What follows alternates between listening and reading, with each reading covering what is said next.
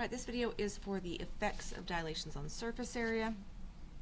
So this is real similar to the one that we did on volume, just doing surface area this time. So we're going to do this set of figures, and then we're going to do this set of figures. So number one says, what is the ratio of figure A to figure B? So A to B. We're changing A into B. That makes A our original and B our image. So we always do image over original. Now it wants it as a ratio, so I know I wrote it like a fraction, but a fraction is just a ratio. It's just a different way to write it. Okay, so how I want to write that, 2.5. Oh, do I even want to do it that way?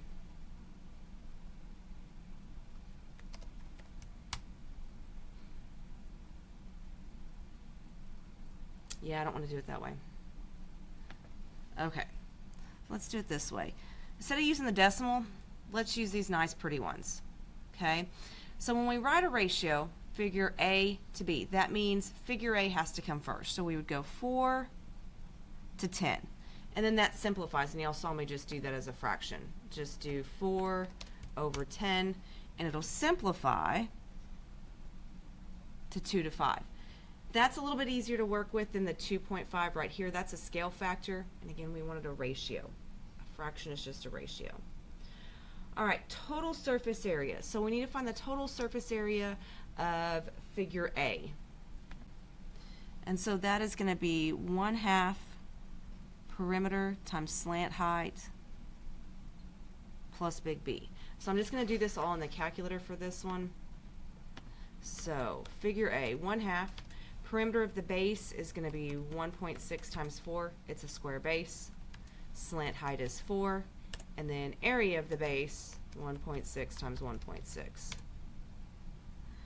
So 15.36 feet squared.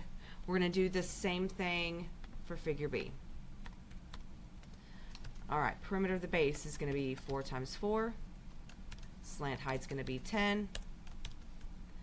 And then area of the base is going to be 4 times 4 as well. Okay, ratio from figure A to B. That means figure A needs to go first. Ooh, just one decimal there, 15.36 to 96. I can simplify that. Okay, so I got a decimal, but what I can do, because I need a ratio, is menu 2, and it will change it into a fraction for me that I can write as a ratio. So there's the scale factor to go from A to B when we're talking about surface area. All right, now we're going to do scale factors. Instead of ratios, we're going to do just actual single-digit scale factors.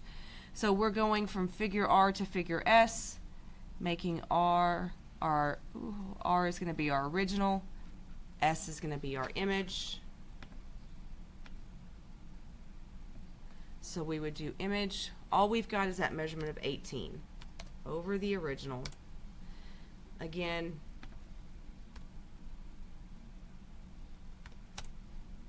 we need it as a decimal. We could use the 3/5. Either way would work. We could write the scale factor of 3/5 or 0.6. Typically when we deal with scale factors though, we use decimals.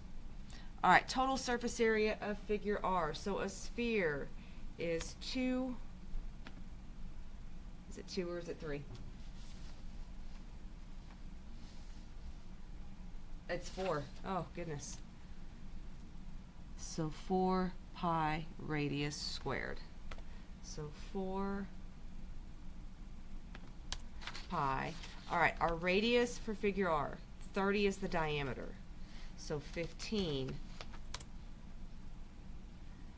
Let's do it in terms of pi. So 15 squared times 4. 900 pi yards squared. Same thing for this one. We would have 4 times pi. Radius here is going to be 9. So all I'm going to do is just the numbers. It makes it easier to do scale factor.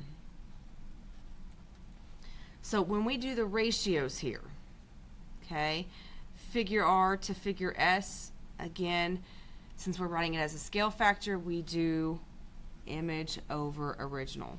So if I do 324 pi over 900 pi, the pi's are going to cancel out. So I'll show you that in just a second. Okay, so I could just do 324 divided by 900, and I'd get the same thing. 9 over 25 is 0.36. Again, we can use either one. Scale factor, though, we typically do the decimal. Okay, so our rule, and I apologize, this says volume, this should say surface area. All right, here we go. The scale factor must be squared. Okay, so we can look here. 2 squared is 4, 5 squared is 25, 0.6 squared is 0.36. So if we want to use the scale factor on surface area, we have to square it first. So in order to apply it to the process of finding